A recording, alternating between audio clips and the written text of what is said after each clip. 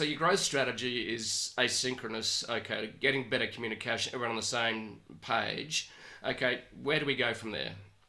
Well, where we go from there is it's getting, as we mentioned, one of these frameworks. If it's OKR or something that I'm inventing, a new one that is going to be hopefully soon next year. I'm going to write a book about it.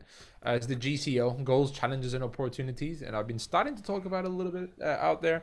It's basically goals is what OKRs does with the objectives and the key results, qualitative and quantitative data. And then the C is for challenges, and this is where I mentioned about the problems, the issues, and so on.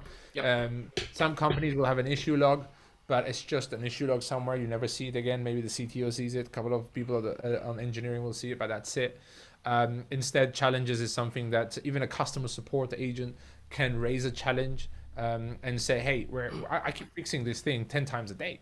Right? And then somebody suddenly can bring the O, which is the opportunity from a different department, and say, oh, that's very easy fix. I can do that in an hour's time. And then they fix that, and that opportunity becomes a quick win and a really good hack, if you want to call it, which is not a hack, but a nice little thing that is done there and then for growing the company.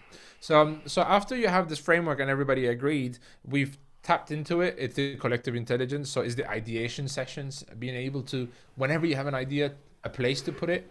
If this is called a mirror board, if this is called a Notion document, or even if you want the G Suite Drive, I don't mind, but I want everybody in the team to be able to do ideas and to bring ideas. As you mentioned, your team, they have brilliant ideas and it comes every week. Yep. But we sadly we're not shocked anymore. It's in many companies this doesn't happen, sadly, right? People don't they don't speak up sometimes. So we have to create a space for speaking up as well. We have to create this space that everybody feels comfortable to speak up and to say what they have in their mind. So it's very psychological and it's very HR. The first things that I do, I think. From there on, it's definitely going back to the tools, right? So what tools do we have? Do we have a proper marketing automation platform where everybody knows how to use it? Even sales can help marketing do the right campaigns, Yep. right? How many times marketing and sales will blame each other for the quality of leads or not closing the leads and so on? So to get rid of these, it's great to bring people together into the same platforms.